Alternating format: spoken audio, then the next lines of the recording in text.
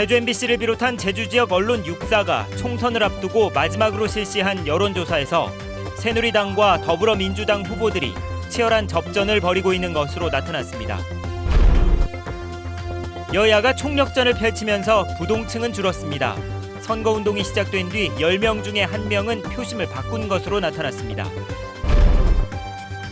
제주 지역 일부 투표소가 인구 밀집 지역과 멀리 떨어져 있거나 장애인들이 투표하기 불편한 것으로 나타났습니다.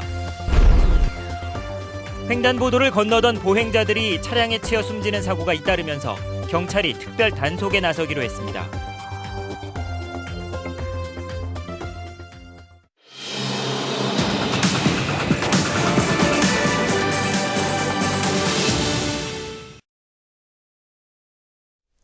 여러분 안녕하십니까? 뉴스데스크 제주입니다.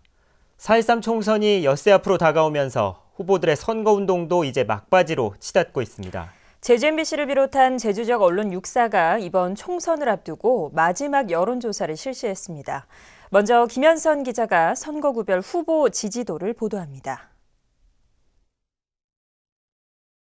제주시 갑선거구 후보 간 가상 대결에서 더불어민주당 강창일 후보가 36.6%, 새누리당 양치석 후보 35.6%, 국민의당 장성철 후보가 10%로 1, 2위가 1%포인트 차의 초접전 양상을 보였습니다. 당선 가능성에서는 강창일 후보가 40.2%로 양치석 후보 34.3%를 앞섰지만 역시 오차 범위 내였습니다. 제주시 을선거구에서는 새누리당 부상일 후보가 42.5%로 더불어민주당 오영훈 후보 33.2%보다 9.3%포인트 앞섰고 국민의당 오수용 8.6%, 한나라당 차주홍 후보 0.8%였습니다. 당선 가능성에서는 부상일 후보 52.3%로 오영훈 25%보다 2배 가까이 높게 나타났고 오수용, 차주홍 순이었습니다. 서귀포시 선거구에서는 더불어민주당 위성곤 후보가 41%, 새누리당 강지용 후보 40.9%로 0.1%포인트 차의 초박빙 상황입니다. 당선 가능성에서는 위성곤 38%로 강지용 34%보다 높게 나타났지만 오차 범위 내 접전입니다. 이번 조사는 제주 MBC를 비롯한 제주 지역 언론 6사가 코리아 리서치 센터에 맡겨 지난 5일부터 이틀간 도민 3천여 명을 조사했고 자세한 내용은 중앙여론조사 공정심의위원회 홈페이지 등을 참고하면 됩니다. MBC 뉴스 김현선입니다. 여야 모두 총력전을 펼치면서 지지 후보가 없는 부동층은 줄어든 것으로 나타났습니다. 선거운동이 시작된 뒤 유권자 10명 중에 1명은 표심을 바꿨습니다. 이어서 박주연 기자가 보도합니다. 제주시 갑선거구에서는 지난 3차 조사 때와 비교해 더불어민주당 강창일 후보는 1.7%포인트, 새누리당 양치석 후보는 0.8%포인트 상승하면서 팽팽한 접전이 계속되고 있습니다. 국민의당 장성철 후보도 1.9%포인트 상승했습니다. 제주시 을선거구에서는 새누리당 부상일 후보는 0.3%포인트, 더불어민주당 오영훈 후보는 2.1%포인트 상승하면서 두 후보의 격차는 다소 줄었습니다. 국민의당 오수용 후보는 4.3%포인트 상승했습니다. 서귀포시 선거구에서는 새누리당 강지용 후보가 1.8%포인트, 더불어민주당 위성곤 후보는 2.6%포인트 오르면서 또다시 1위와 2위가 역전됐습니다. 모든 선거구에서 여야 후보들의 지지율이 오르면서 공식 선거운동 시작 직전 20대를 웃돌았던 부동층은 10%대로 떨어졌습니다. 본격적인 선거운동이 시작된 이후 77.1%는 지지 후보를 바꾸지 않았지만 지지 후보가 바뀐 경우도 12.1%였습니다. 지역 후보의 공약에 대해서는 56.3%가 알고 있다고 응답했고 모르고 있다는 응답은 42.1%였습니다. 제주 지역 전체 정당 지지도는 새누리당 40.5%, 더불어민주당 25.2%, 국민의당 11.9%, 정의당 3.3% 순이었습니다. 지난 3차 조사와 비교하면 새누리당은 0.1%포인트, 더불어민주당은 0.3%포인트 올랐고 국민의당은 3.7%포인트 상승했습니다. 정의당은 0.5%포인트 하락했습니다. MBC 뉴스 박주연입니다. 서귀포시 선거방송 토론위원회가 주최하는 제20대 국회의원 선거 후보자 토론회가 오늘 밤 11시 10분부터 제주 MBC를 통해 75분 동안 생방송됩니다. 오늘 토론회에는 새누리당 강지용 후보와 더불어민주당 위성곤 후보가 참석해 제2공항 주민 갈등 해소 방안과 제주특별자치도 10년의 성과와 과제, 산남 지역 경제 활성화 방안 등에 대해 토론합니다. 성산읍 제2공항 반대대책위원회는 제주도의회에서 기자회견을 열고 새누리당 양치석, 부상일, 강지용 후보와 국민의당 장성철 후보에 대한 낙선 운동을 벌이겠다고 밝혔습니다. 대책위는 이들 후보가 정책 질의서에 답변하지 않거나 입지 재검토에 반대했다며 마을회와 향후회, SNS를 중심으로 낙선 운동을 벌이겠다고 밝혔습니다. 총선이 이제 일주일도 채 남지 않았는데 우리 동네 투표소는 어디에 있는지 확인해 보셨습니까? 일부 투표소는 인구 밀집 지역과 멀리 떨어져 있거나 장애인들이 드나들기 어려워 유권자들의 불만이 높다고 합니다. 이소현 기자입니다.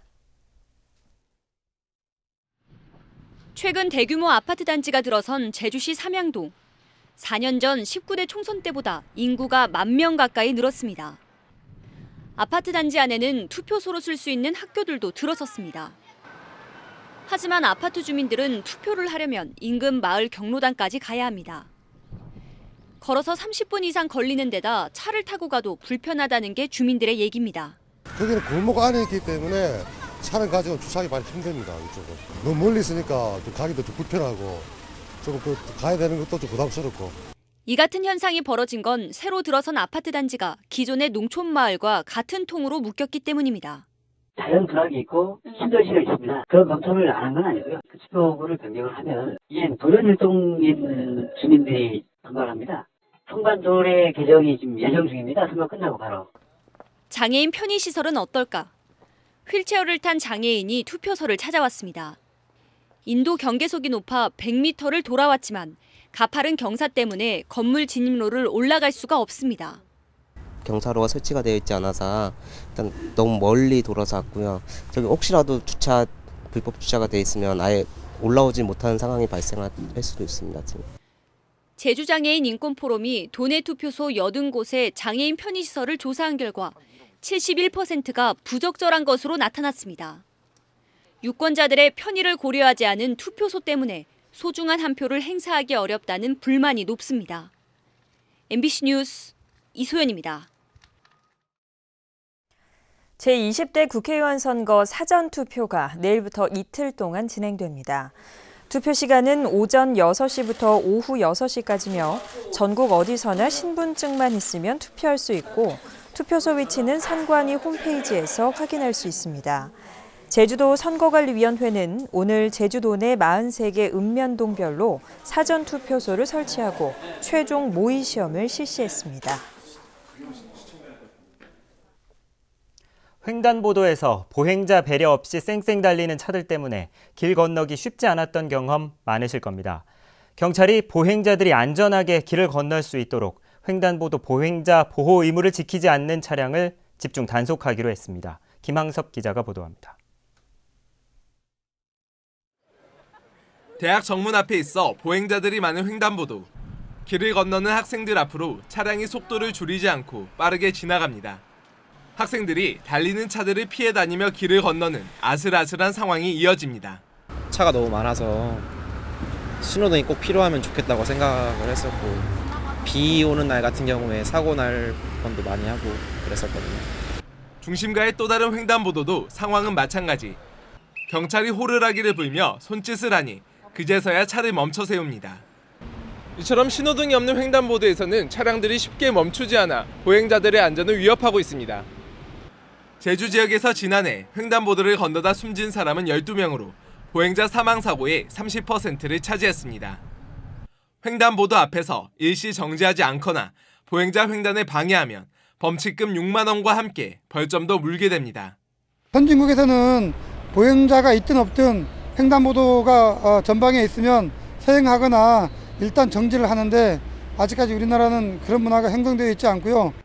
경찰은 오늘 15일부터는 주요 도로에 신호등이 없는 횡단보도에서 캠코더를 이용해 보행자 보호 의무를 위반하는 차량을 집중 단속합니다. MBC 뉴스 김항섭입니다. 제주 지역 초중학교의 미취학 장기 결석 어린이가 54명으로 집계됐습니다. 제주도교육청은 이 가운데 42명은 해외로 출국했거나 다른 지역 학교에 다니고 있고 12명은 가정학습과 대안교육 등으로 학교에 나오지 않고 있다고 밝혔습니다.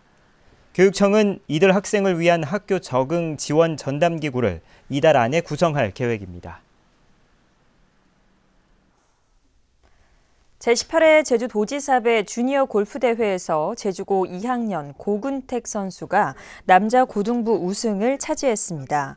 고근택 선수는 오늘 마지막 라운드에서 3타를 줄여 7언더파로 신성고 박희성 선수를 3타차로 누르고 정상에 올랐습니다.